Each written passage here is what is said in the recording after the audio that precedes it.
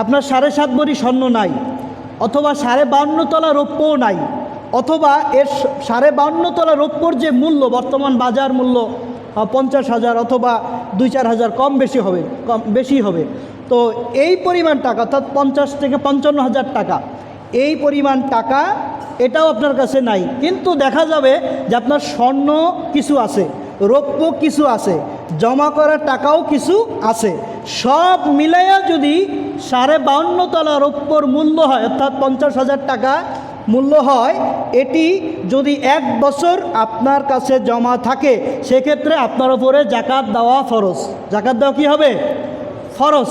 তো সেক্ষেত্রে দেখা যায় যে আপনি 7.5 ভরি স্বর্ণ নাই বা 52.5 তলা রৌপ্য নাই, তিনটা মিলাইয়া স্বর্ণ, রৌপ্য, টাকা তিনোটা মিলাইয়া যদি 50,000-এর মতো হয়, আর এটা যদি পূর্ণ 1 বছর আপনার কাছে থাকে, সেক্ষেত্রে জাকাত আপনার উপরে ফরজ। এখন জাকাত এটি হচ্ছে বলছিলাম সম্পদের ইবাদত। এই সম্পদের ইবাদত এটি যদি আপনি না করেন, বাবা, এটার জন্য কঠিন শাস্তির কথা এসেছে। আল্লাহ রাব্বুল আলামিন কালামে হাকিমের সূরাতুত তাওবার 35 নম্বর আয়াতে কারিমে উল্লেখ করতেছেন, ইয়াউমা ইউহমা আলাইহা ফি নারি জাহান্নাম ফাতুকওয়া বিহা জিবাহুহুম ওয়া জুনুবুহুম ওয়া যুহুরুহুম। ইয়াউমা ইউহমা, সেদিন এটিকে গরম করা হবে, আলাইহা অর্থাৎ তার সম্পদ, সোনা, গহনা, অলংকার, এগুলিকে জাহান্নামের আগুনে এগুলিকে উত্তপ্ত করা হবে। ফাতুকওয়া বিহা জিবাহুহুম, এগুলি দিয়ে তাদের কপাল দেশে সেক দেওয়া হবে, দাগ দেওয়া হবে। এরপরে অজুনুবুহুম, এরপরে তার পার্শ্বদেশে, কোমরে, অজুহুরুহুম, এবং তার পিঠে এগুলি দিয়ে সেক দেওয়া হবে। আর বলা হবে, হাযা মা কানাসতুম লিআনফুসিকুম, এটাই তোমার সেই সম্পদ, আমি তোমার সেই সম্পদ যেটা তুমি গচ্ছিত করে জমা করছিলা। ফাযুকু, অতএব তুমি স্বাদ ভোগ করো, তুমি এর শাস্তি ভোগ করো, মা কুনতুম তাকনিজুন, যেটি তুমি অবৈধভাবে এটিকে তুমি জমা করেছিলে, অর্থাৎ এগুলির জাকাত তুমি প্রদান করো নাই, এই সম্পদগুলির কি তুমি জাকাত দাও নাই, অতএব এর স্বাদ ভোগ করো। এরকমভাবে বহু শাস্তির কথা কোরআনুল কারীমে আল্লাহ পাক সরাসরি ইরশাদ করেছেন। এজন্য জাকাত এটি ফরজ ইবাদত।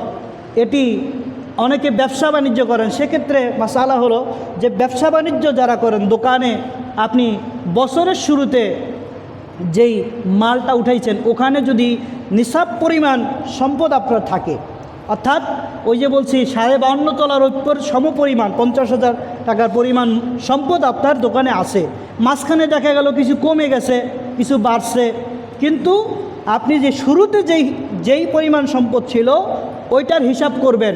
যদি বাড়ে তাহলে ওটার বাড়তি হিসাবে আপনাকে জাকাত দিতে হবে, আর যদি সমান থাকে তো সমান, আর কমে গেলে, যদি মাঝখানে কমে যায় শেষে আবার সমান আসে, সেক্ষেত্রে আপনি ওই শুরুর দিকে যেই সম্পদের জাকাত যে পরিমাণ আসে, ওই আপনার 52.5 তলা রৌপ্য অর্থাৎ 50,000 টাকার পরিমাণ, এটির যদি বেশি হয় কম হয়, এটি আপনি শতকরা 40 ভাগের 1 ভাগ অর্থাৎ 2.5%, শতকরা 2.5 টাকা, 1,25,000 টাকা, এই পরিমাণ সম্পদ আপনার জাকাত আসবে।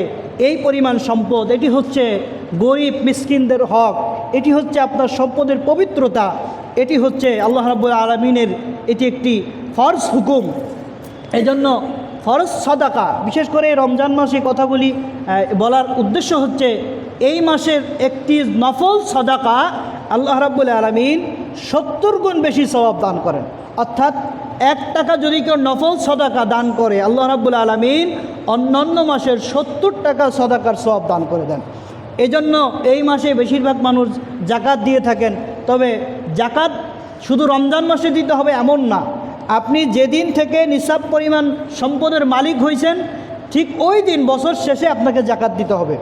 তো যেহেতু এই রমজান মাসে আমরা জাকাত, ফিতরা এগুলি দিয়ে থাকি, আর ফিতরা এই বছর ইসলামিক ফাউন্ডেশন ধর্ম মন্ত্রণালয় কর্তৃক নির্ধারিত ফিতরার পরিমাণ হচ্ছে সর্বনিম্ন 110 টাকা। সর্বনিম্ন কত?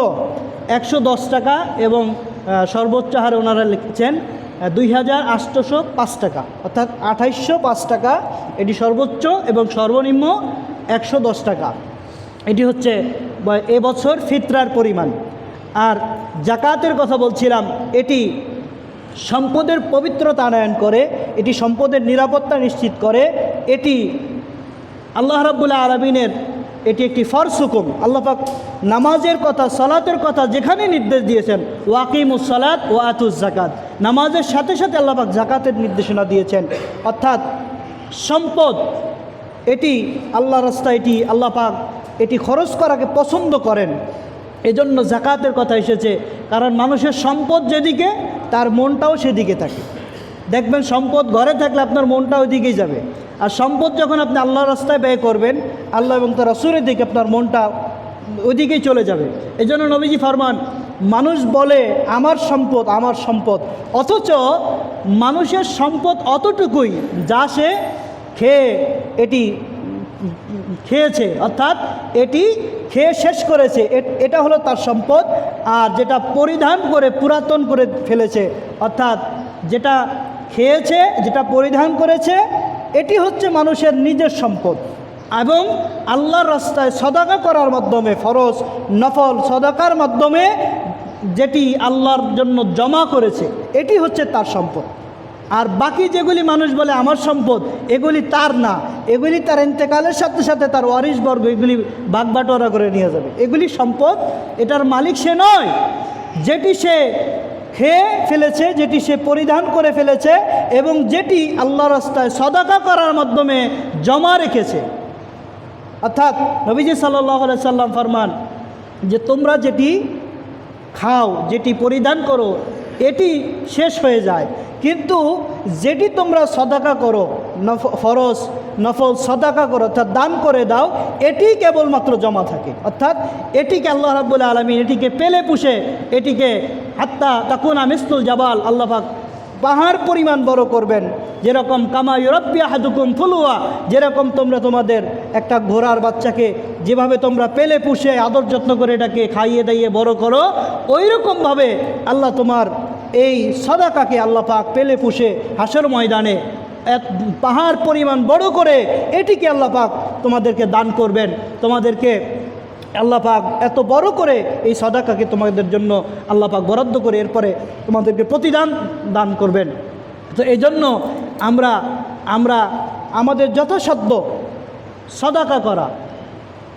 আল্লাহ রাব্বুল আলামিন কালামে হাকিম ইরশাদ করেছেন যে যারা আল্লাহ রাস্তায় দান করে, ফিসসাররাই ওয়াদ-দাররাই, সুখে দুঃখে, সর্ব অবস্থায়, সুখে দুঃখে, সচ্ছল অসচ্ছল, অর্থাৎ সর্ব অবস্থায় দান করে।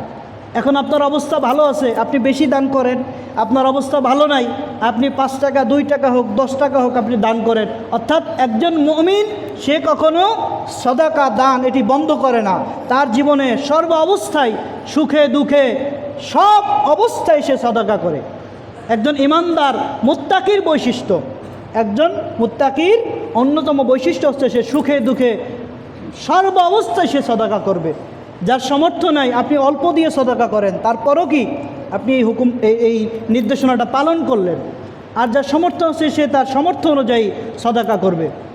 তো মাহে রমজানে বিশেষ করে সদাকা করার সুযোগ, এবং পাশাপাশি একটি বড় সুযোগ, সেটা হচ্ছে নবীজি ফরমান যে ব্যক্তি মান ফাত্তারা সাইমান কানা লাহু মিসলু আজরিহি গায়রা আন্নাহু লা ইয়ানকুসু মিন আজরি সাইমি শাইউন। জামি তিরমিজি শরীফে এসেছে যে ব্যক্তি কোনো রোজাদারকে ইফতার করায় কানা লাহু মিসলু আজরিহি, আল্লাহ ওই রোজাদারের সমপরিমাণ সওয়াব ওই রোজাদার যিনি ইফতার করনেওয়ালা ওই ব্যক্তির আমলনামায় লিখে দেন। সুবহানাল্লাহ। অথচ ওই রোজাদারের আমলনামা থেকে কোনো পরিমাণ নেকি হ্রাস করা হয় না, কমানো হয় না, অথচ রোজাদারের সমপরিমাণ সওয়াব নেকি ওই ইফতার করনেওয়ালার তার আমলনামায় আল্লাহ রাব্বুল আলামিন লিখে দেন। এজন্য অপর হাদিস এসেছে, নবী সাল্লাল্লাহু আলাইহি ওয়াসাল্লাম যখন এই হাদিস বর্ণনা করলেন, সাহাবা আজমাইন তার উল্লেখ করলেন, ইয়া রাসূলুল্লাহ, আমরা তো অনেকেই মানুষকে ইফতার করানোর সামর্থ্য রাখি না, আমাদের অ্যাবিলিটি নাই, আমাদের অর্থনৈতিক অবস্থা সেই রকম নাই। নবীজি বললেন, যে ব্যক্তি 1 ঢোক পানি, একটা খেজুরের টুকরা অথবা 1 ঢোক দুধ, এই পরিমাণ দিয়া যদি কোনো ব্যক্তিকে ইফতার করা, আল্লাহ পাক ওই ব্যক্তিকে রোজাদারের সমপরিমাণ সওয়াব দান করে দেয়। সুবহান। এখন বলেন, একজনকে 1 গ্লাস পানি আগায় দিলেন, এটার জন্য কি টাকা লাগলো? একটা খেজুর, এক গ্লাস পানি, 1 ঢোক দুধ, এটা একেবারেই সিম্পল, এটা যে কেউ ইচ্ছা করলেই পারে, ইচ্ছা থাকলে এটা সম্ভব। এরপর নবীজি বললেন, যদি কোনো রোজাদারকে কেউ উদারপূর্তি করে পরিতৃপ্ততার সাথে ইফতার করায়, আল্লাহ রাব্বুল আলামিন ওই ব্যক্তিকে জাহান্নাম থেকে মুক্ত করে দেন। সুবহানাল্লাহ। ওই ব্যক্তির গুনাহ খাতাগুলি আল্লাহ মাফ করে দেন এবং ওই ব্যক্তিকে রোজাদারের সমপরিমাণ যাজা সওয়াব আল্লাহ দান করেন এবং আল্লাহ পাক কঠিন হাসর ময়দানে হাউজে কাউসারের পানি দিয়ে আল্লাহ রাব্বুল আলামিন তাকে এমনভাবে পরিতৃপ্ত করবেন যে এরপরে সে আর কখনো তৃষ্ণার্ত হবে না। সুবহানাল্লাহি বিহামদি। সপ্তগুণ শুকরিয়া সুজুদ আদায় করছি যে মহান মনিব রব্বে তাবারক ওয়া তাআলা মহান মাস পবিত্র রমাদানুল মুবারকের আজকের এই দ্বিতীয় জুমায় আল্লাহ রাব্বুল আলামিন আমাদেরকে সুস্থতার নেয়ামত দান করেছেন। সিয়ামরত অবস্থায় আল্লাহ রাব্বুল আলামিনের ফরজ হুকুম সালাতুল জুমা আদায়ের লক্ষ্যে আল্লাহ রাব্বুল আলামিন আমাদেরকে জুমার মসজিদে আসার সুযোগ করে দিলেন, তৌফিক এনায়েত করলেন।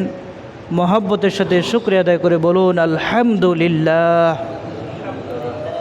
অগণিত দরুদ ও সালাম আল্লাহ রাব্বুল আলামিনের সমস্ত সৃষ্টির প্রধান আকর্ষণ, সমস্ত নবী ও রসুলগণের মাথার মুকুট, শামসুল হেদায়া বদরুদ্দুজা সৈয়দুস সাকালাইন ইমামুল হারামাইন শাহনশাহ রসালাত আফতাবে নবুয়ত সৈয়দনা শফিয়না হাবিবনা মৌলানা মুহাম্মদ মুস্তফা সাল্লাল্লাহু তাআলা আলাইহি ওয়াসাল্লাম নুরানি রওজা মুবারকে সকল আউলিয়া ইকরামদের প্রতি সালাম। সম্মানিত মুআজ্জাজ মুহতারাম দিনদার ইমানদার পরহেজগার মুত্তাকিন মুমিন মুসলমান ভাইয়েরা, সকলের প্রতি আন্তরিক মোবারকবাদ, সকলের প্রতি সালাম। আসসালামু আলাইকুম ওয়া রাহমাতুল্লাহি ওয়া বারাকাতুহু।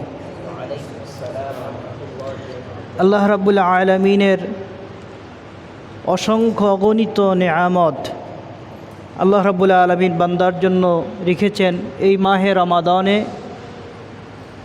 এই মাসে যার ইবাদতে কাটে, এই মাস যার শান্তির সঙ্গে কাটে, এই মাস যার স্বস্তির সঙ্গে কাটে, বাকি 11 মাস ওই ব্যক্তি শান্তির সাথে স্বস্তির সঙ্গে নিরাপত্তার সঙ্গে থাকতে পারে। আর এই মাস যার অশান্তিতে কাটবে, অস্থিরতায় কাটবে, হামলা মামলা ইত্যাদিতে কাটবে, তার বাকি 11 মাসও আরও খারাপ অবস্থা যাবে।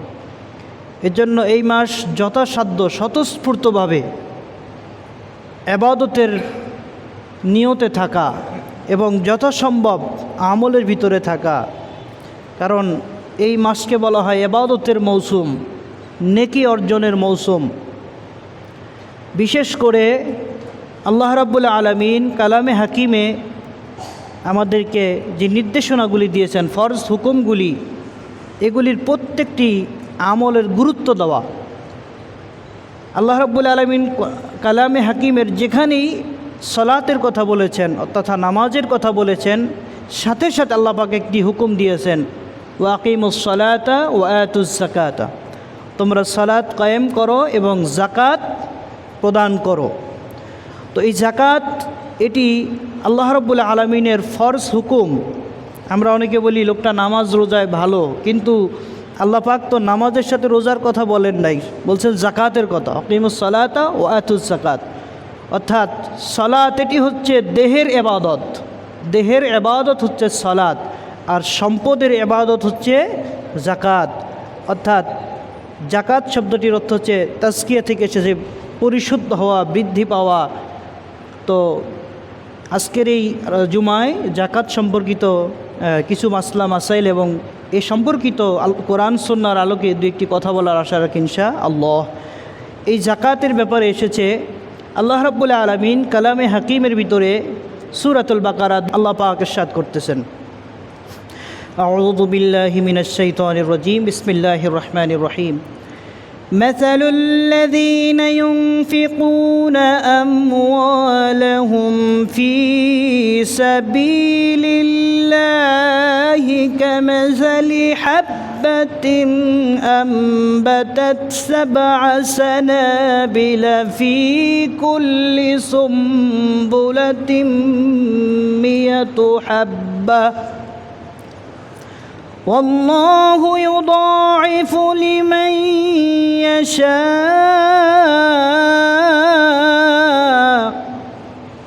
والله واسع عليم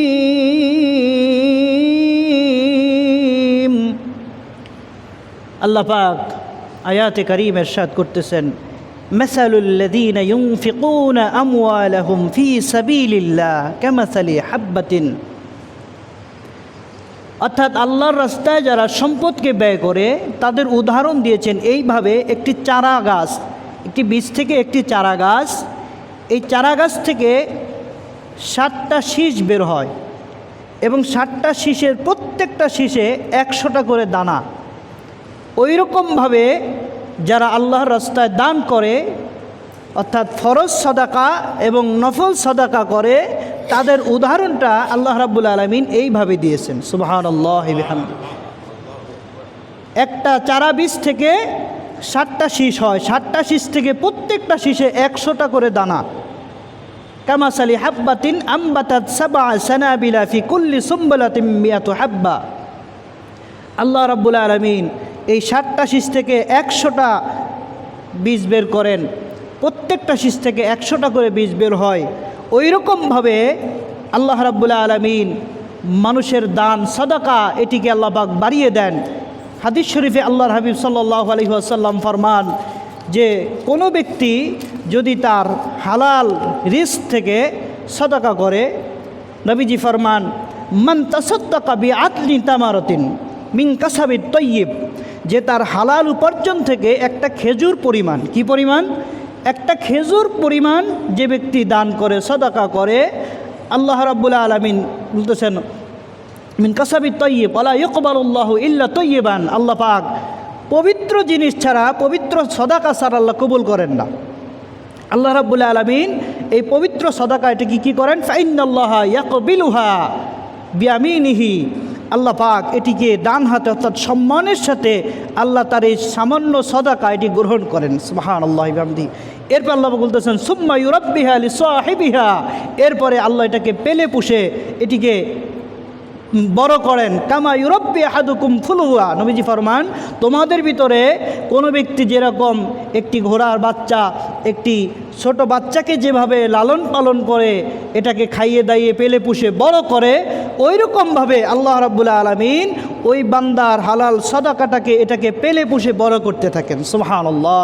হাত্তা তাকুনা মিসলুল জাবাল, এরপর এটিকে পাহাড় সমপরিমাণ আল্লাহ পাক বড় করে হাসর ময়দানে, কঠিন মাহশার ময়দানে আল্লাহ পাক ওই বান্দাকে দান করবেন। এর সমপরিমাণ সওয়াব। বান্দা আল্লাহকে প্রশ্ন করবে যে আল্লাহ, আমি তো এত বেশি সাদাকা করতে পারি নাই, আমি তো সামান্য সাদাকা করেছিলাম। আল্লাহ এই পাহাড় পরিমাণ সাদাকা এটি তো আমার নয়, হয়তো ফেরেশতারা ভুলে অন্য কোনো কারো আমলনামা এটি আমাকে দিয়ে দিছে, এটা আমার না। তখন আল্লাহ পাক বলবেন ও আমার বান্দা, শোনো যে আমি তোমার এই পবিত্র সাদাকা এটি আমি আল্লাহ পাক সম্মানের সাথে গ্রহণ করে এটাকে পেলে পুষে আমি আজকে পাহাড় সমপরিমাণ বড় করে এটিকে বহুগুণে বাড়ি আমি আল্লাহ তোমাকে প্রতিদান দিচ্ছে বলে। সুবহানাল্লাহি বিহামদি।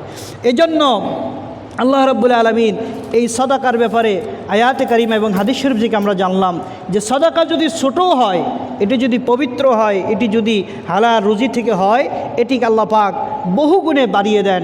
আল্লাহ রাব্বুল আলামিন বহুগুণে বাড়িয়ে এটিকে কবুল করেন। এখন আসেন, সাদাকা আপনি ফরজ সাদাকা করবেন, এটির ক্ষেত্রে এটি প্রকাশ্যে দেওয়াটা হচ্ছে ফরজ সাদাকা, এটি উত্তম। আর নফল যে সাদাকা দানগুলি হয় ফকির মিসকিনের জন্য বা গোপনে যেই সাদাকাগুলি হয় এটি সবচেয়ে উত্তম।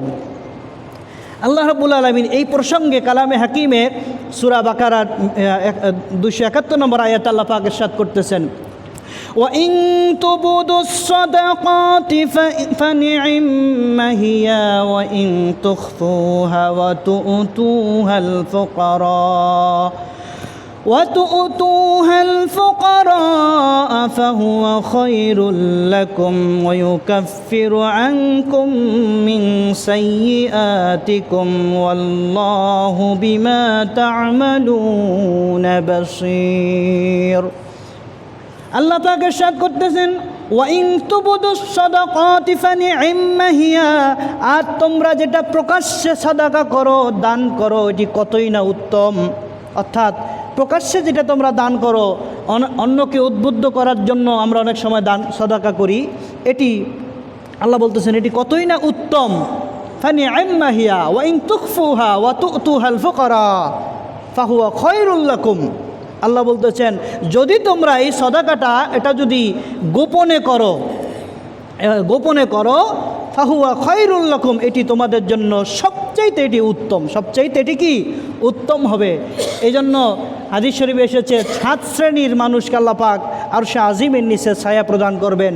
তার ভিতরে এক শ্রেণীর লোক হবে রাজুলুন তাসাদ্দাকা বিসাদাকাতিন ফাআখফাহা, যে সাদাকা করে এবং সেটি গোপন রাখে, এটি মানুষের কাছে বলে বেড়ায় না, এটি গোপন রাখে। এমনকি হাত্তা তা'লামু বিশিমালিহি মা ইউনফিকু ইয়ামিনহু, যে তার ডান হাত কি দান করেছে এটা তার বাম হাত জানে না। অর্থাৎ এমন গোপনে ওই ব্যক্তি দান করবে, যে ব্যক্তি দান করবে যে ডান হাত কি দান করছে এটা তার বাম হাতও জানে না। ওইরকমভাবে গোপনে যে ব্যক্তি দান করে আল্লাহ রাব্বুল আলামিন আরশে আজিমের নিচে, আল্লাহ রাব্বুল আলামিনের আরশে আজিমের ছায়া ব্যতীত যেদিন অন্য কোনো ছায়া থাকবে না, ওই দিন ওই ব্যক্তিকে আল্লাহ পাক আরশে আজিমের নিচে ছায়া দান করবেন। সুবহানাল্লাহ। এজন্য প্রকাশ্যে দান করা এটি ভালো, তবে হ্যাঁ যদি বিন্দু পরিমাণ লোক দেখানোর লৌকিকতা এটির মনোভাব আসে, সেক্ষেত্রে এটি শিরকে খাফি অর্থাৎ গোপন শিরক হওয়ার সম্ভাবনা। অর্থাৎ আপনি নামাজ পড়লেন, যদি মনে করেন যে আমাকে কেউ দেখুক যে আমি অনেক লম্বা সেজদা দিতেছি, রুকু দিতেছি, মানুষ আমাকে দেখুক, বা আমি সাদাকা করতেছি মানুষ জানুক, মানুষ আমাকে বাহাবা দিবে, এরকম আশঙ্কা, এরকম ইচ্ছা যদি আপনার ভিতরে থাকে, সেক্ষেত্রে কি এই সাদাকার সাথে আপনার এই গোপন শিরক হয়ে যাবে। এজন্য আপনি প্রকাশ্যে দান করতে পারবেন, যেটি অন্যকে উদ্বুদ্ধ করার জন্য এই মানসিকতা যদি থাকে, অন্য কোনো উদ্দেশ্য যদি না থাকে, সেক্ষেত্রে আপনি প্রকাশ্যে দান করবেন।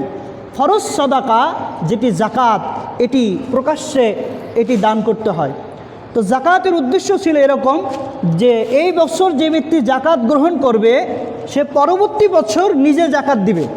ইসলামিক ব্যবস্থাপনা কত সুন্দর যে এই বছর যিনি জাকাতের মাল গ্রহণ করবে সে পরবর্তী বছর ওই সম্পদ থেকে নিজে জাকাত দিবে। কিন্তু আমাদের দেশে দেখা যায় যে জাকাত খাইতেছে সে প্রত্যেক বছরই জাকাত দিতেছে, যিনি দিতেছেন প্রত্যেক বছরই দিতেছেন। কিন্তু ইসলামিক শাসন ব্যবস্থা এটা নয়।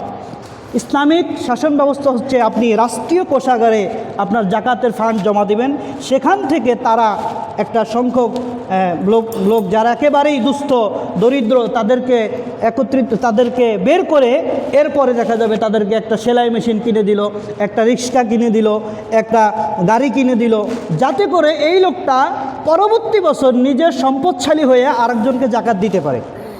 এজন্য জাকাত দিবেন, তবে হ্যাঁ জাকাতটা কাকে কাকে দিতে পারবেন না। যদি ব্যক্তিগতভাবে দেন সেটা আপনার ইচ্ছা দিতে পারেন, তবে আপনার ঊর্ধ্বতন অর্থাৎ আপনার বাবা, দাদা, পরদাদা, পরনানা ইত্যাদি এই দিকে আপনি জাকাত দিতে পারবেন না, তারা জাকাত খাইতে পারবে না। এরপর আপনার নিম্নস্তন অর্থাৎ আপনার ছেলে, আপনার নাতি, পুত্র, পুত্রী অর্থাৎ নিচের ধাপে যা আছে এরাও আপনার জাকাত খাইতে পারবে না। তবে আপনার ভাই, বোন, ভাগ্নি, ভাগিনা, চাচাতো ভাই, অন্যান্য যারা আছে তারা জাকাত গ্রহণ করতে পারবে। তবে সেক্ষেত্রে উত্তম হলো আপনি যদি আমাদের বাংলাদেশে ইসলামিক ফাউন্ডেশনের মাধ্যমে আপনি যদি সেখানে জাকাত জমা দেন, তাহলে তারা এটি সমন্বয় করে এলাকা থেকে একেবারেই যারা নিম্ন পর্যায়ে দরিদ্র লোক তাদেরকে বেছে বেছে তাদেরকে প্রত্যেক বছর জাকাত দেওয়া হয়। ইসলামিক ফাউন্ডেশনের মাধ্যমে এখানে জাকাত দেওয়া যায়। সরকারি ফান্ডে জাকাত দিলে এটি একটা একেবারেই দুস্থ যারা, দরিদ্র যারা, তাদেরকে এই জাকাতগুলি প্রদান করা হয়। তো যেটা বলছিলাম জাকাত, এখন জাকাত কে দিবে? জাকাত কার উপরে ফরজ? এখন আমরা মনে করি যে আমার 3 তলা বিল্ডিং আছে, আমার তো 12 তলা 14 তলা না, আমি গরিব মানুষ, আমার আমি তো গরিব, এরকম না। ইসলাম সম্পদশালীর একটা আপনার একটা দিয়েছেন, সীমারেখা দিয়েছেন যে কী পরিমাণ সম্পদ থাকলে আপনাকে জাকাত দিতে হবে। তো ওই পরিমাণ সম্পদ আমাদের দেশে হিসাব করলে শতকরা 95%, অর্থাৎ শতকরা 95 জনের উপরে জাকাত ফরজ হয়ে যাবে। অনেকে জাকাত সম্পর্কে জানে না অথবা জানার চেষ্টা অনেকে করেন না, বোঝার চেষ্টা করেন, অথচ এটি নামাজ যেরকম ফরজ জাকাতটা কি ওই রকম ফরজ। জাকাত ফরজ হওয়ার জন্য হচ্ছে আপনি 7.5 ভরি 7.5 তোলা স্বর্ণ অথবা 52 তোলা রৌপ্য অথবা এর সমপরিমাণ সম্পদ, যদি কারো কাছে নিসাব পরিমাণ, এটাকে বলা হয় নিসাব পরিমাণ সম্পদ, যদি কারো কাছে পূর্ণ 1 বছর চান্দ্র বৎসর হিসাবে পূর্ণ 1 বছর থাকে, অথবা